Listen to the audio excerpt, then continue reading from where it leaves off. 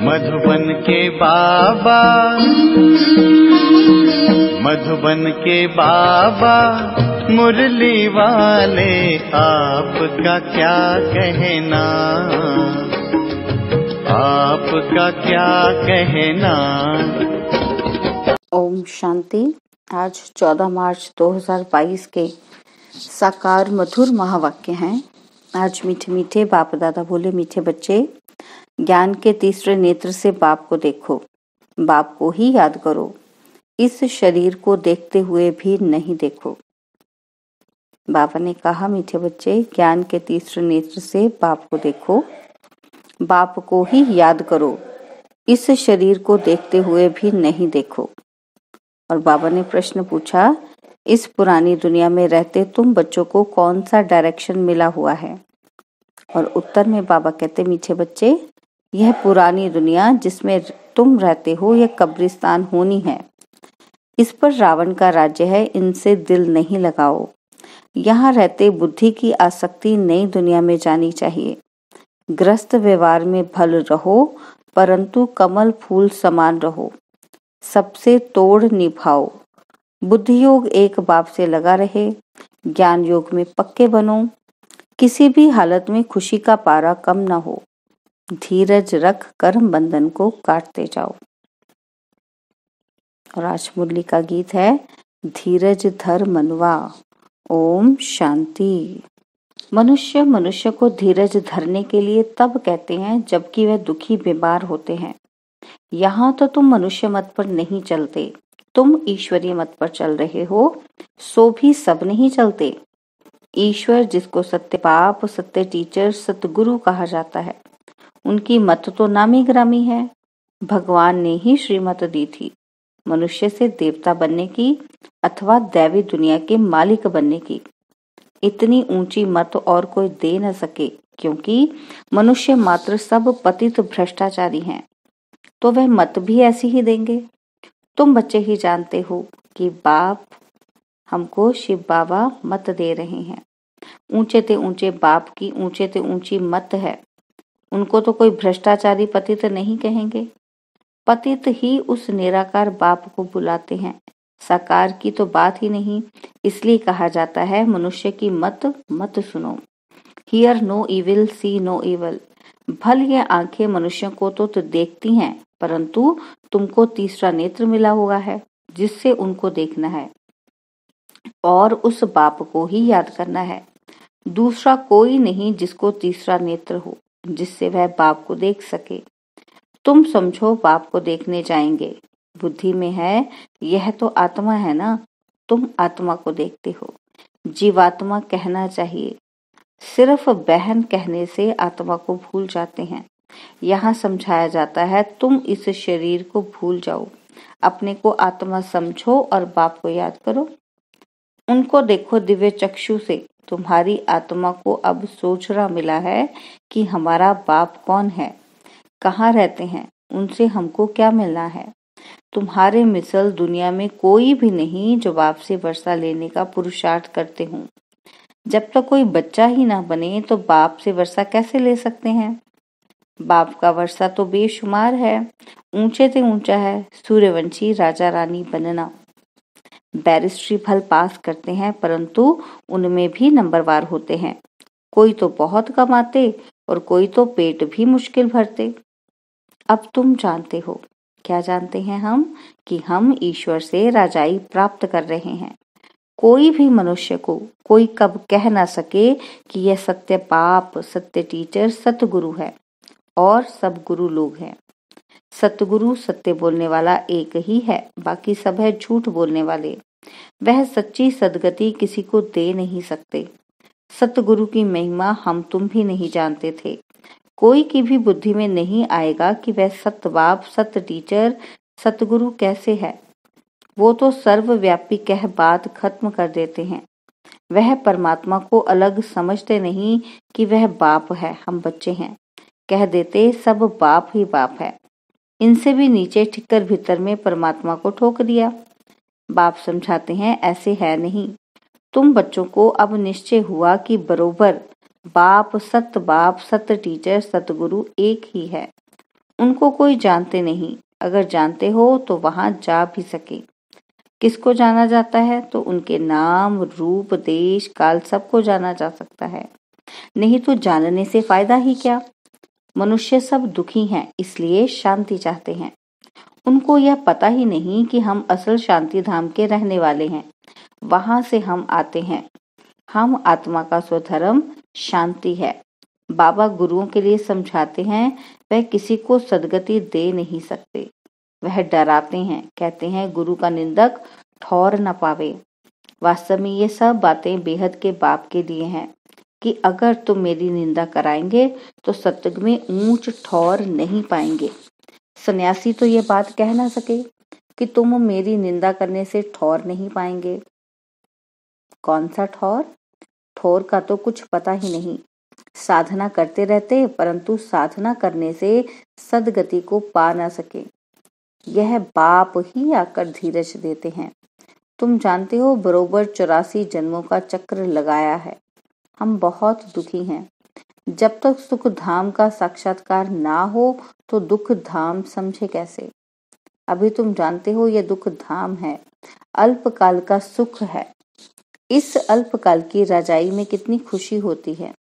समझते हैं गांधी ने राम राज्य स्थापन किया, परंतु नहीं, यह तो और ही तीखा रावण का राज्य बन गया। सब कहते हैं पतित भ्रष्टाचारी है, आगे सिर्फ पतित थे, अब तो भ्रष्टाचारी भी कहते हैं। यह है कलयुग के अंत। बाबा कहते कितनी रिश्वत है। और बाप आकर सारी दुनिया के मनुष्य मात्र को कहते हैं अब धैर्य धरो, परंतु सुनते ही नहीं। पिछाड़ी में सबको मालूम पड़ेगा। प्रदर्शनी में भी यही दिखाते हैं कि कैसे दुनिया की दुख को हटाए सुख की दुनिया बना रहे हैं। आखिर सब सुनेंगे तो सही ना। एक तरफ माया सबके गले घुटती रहती है और दूसरी तरफ बाप अपनी पहचान देते रहते हैं। अब तो ढेर मनुष्यों को आवाज पहुंचाना है। जितनी जितनी महिमा निकलेगी तो फिर अखबारों में भी जोर से पड़ेगा। फिर बहुत आएंगे। यह मेहनत है। धर्म अथवा मठ आदि स्थापन करना तो बहुत सहज है। बौद्धि धर्म की एक स्पीच की 60-70 हजार बौद्धि बना लिए। बाबा कहते यहाँ तो मेहनत है, माया बड़ा जोर से सामना करती है। वहां तो माया के साथ युद्ध की बात ही नहीं, और यहाँ माया से युद्ध करने में मेहनत है। मुख्य बात है पवित्रता की, और कोई जगह पवित्रता की बात नहीं। वह तो घर से वैराग्य आता है या कुछ चोरी पाप आदि करते हैं तो संन्यास धारण कर लेते हैं। इसलिए चोरों को पकड़ने के लिए भी गवर्नमेंट को सन्यासी CID आदि रखने पड़ते हैं। दलालों के रूप में, व्यापारियों के रूप में भी CID होते हैं। पुलिस का गुप्त काम बहुत चलता है। दोस्ती के बहाने भी सोने के व्यापारियों से मिल जाते हैं, फिर सब कुछ मालूम पड़ जाता है। धंधे वाले धंधा भी करते तो CID भी करते। दुनिया बहुत मुसीबतों में फंसी हुई है। तुम बहुत भाग्यशाली हो जो इन सब मुसीबतों से दूर निकल आए हो। दुनिया में तो मुसीबत पर मुसीबत है और तुम्हारे लिए बहुत प्राप्ति है। वह तो दुखी होकर मरते हैं और तुम बैठे हो यह शरीर छोड़ने के लिए। कहाँ पुराना शरीर खत्म हो और हम वापस बाबा के पास जाएं। दिल लगी बाप के साथ और नई दुनिया के साथ, तो पुरानी दुनिया का क्या काम की। यह तो पुराना कपड़ा है, इससे वैराग्य आ जाता है। सन्यासियों को वैराग्य आता है घर बार से। स्त्री को नागिन समझते हैं। बाबा कहते तुम्हारा तो सच्चा सच्चा वैराग्य है। गाया भी जाता है ज्ञान, भक्ति और वैराग्य। ज्ञान मिलता है कि पुरानी दुनिया से वैराग्य करो, यह कब्रिस्तान बनना है।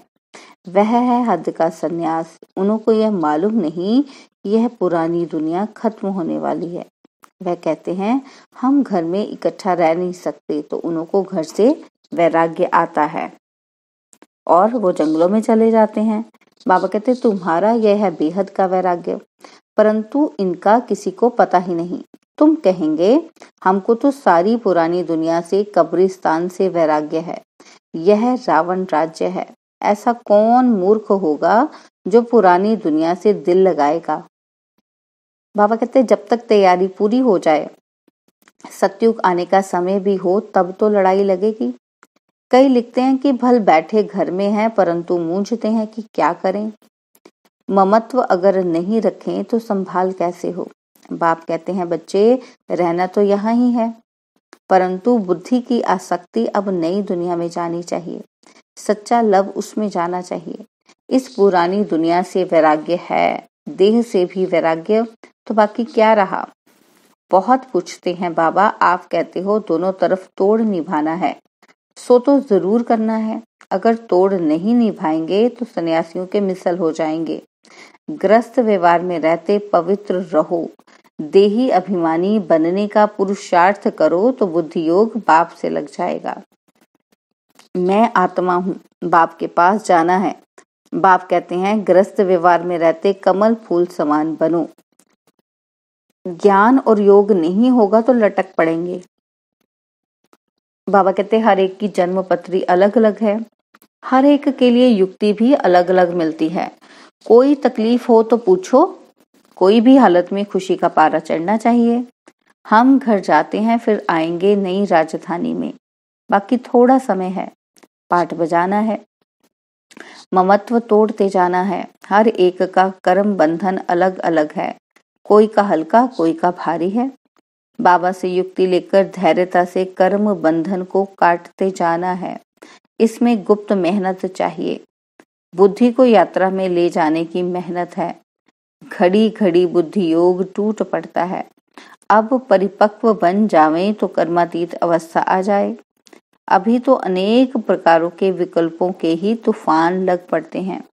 एकदम नींद ही फिट जाती है। विकल्पों को ही तूफान कहते हैं और सत्संगों में ये बातें होती नहीं। वहां तो है कन्न रस, फायदा कुछ भी नहीं। और बाबा कहते हैं यहाँ तो है ये पढ़ाई है आमदनी के लिए। पढ़ाई को कन्नरस नहीं कहेंगे।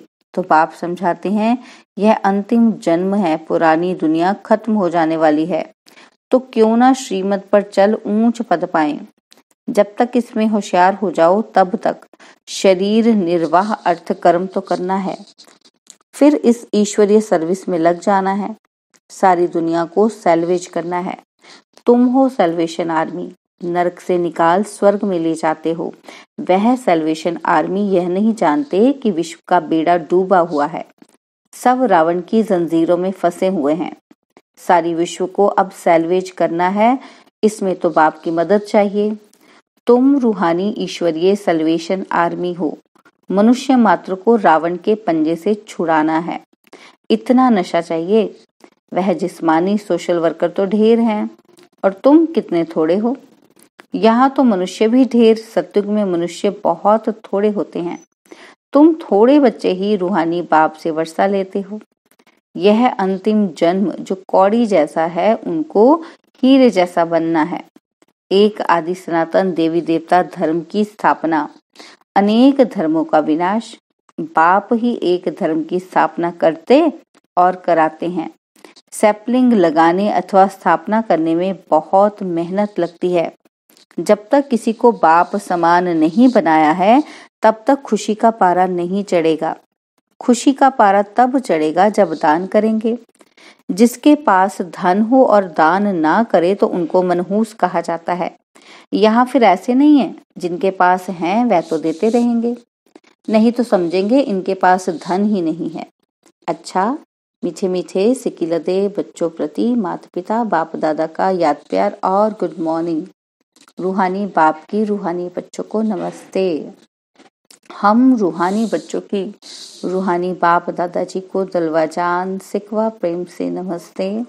ओम शांति। प्यारे बाबा, मीठे बाबा, मेरे बाबा, शुक्रिया बाबा, शुक्रिया बाबा, शुक्रिया बाबा। धारणा के लिए मुख्य सार है। पहला पॉइंट है ईश्वरीय सैल्वेशन आर्मी बन विश्व में डूबे हुए बेड़े को पार लगाना है। मनुष्य को कौड़ी तुल्य से हीरे जैसा बनाना है। ज्ञान धन दान करने में कंजूस नहीं बनना है। और सेकंड पॉइंट है अपनी दिल बाप और नई दुनिया से लगानी है। इस पुरानी देह से बेहद का वैरागी बनना है। और बाबा ने आज वरदान दिया, दिव्य बुद्धि द्वारा सदा दिव्यता को ग्रहण करने वाले सफलता मूर्त भव। दिव्य बुद्धि द्वारा सदा दिव्यता को ग्रहण करने वाले सफलता मूर्त भव। बाप दादा द्वारा जन्म से ही हर बच्चे को दिव्य बुद्धि का वरदान प्राप्त होता है। जो इस दिव्य बुद्धि के वरदान को जितना कार्य में लगाते हैं उतना सफलता मूर्त बनते हैं, क्योंकि हर कार्य में दिव्यता ही सफलता का आधार है। दिव्य बुद्धि को प्राप्त करने वाली आत्माएं अदिव्य को भी दिव्य बना देती हैं। वह हर बात में दिव्यता को ही ग्रहण करती हैं। अदिव्य कार्य का प्रभाव दिव्य बुद्धि वालों पर पड़ नहीं सकता। स्लोगन है, स्वयं को मेहमान समझकर रहो तो स्थिति अव्यक्त व महान बन जाएगी। स्लोगन, स्वयं को मेहमान समझकर रहो तो स्थिति अव्यक्त व महान बन जाएगी। ओम शांति। और अब यह एक बहुत अच्छी वीडियो भी जरूर देखें।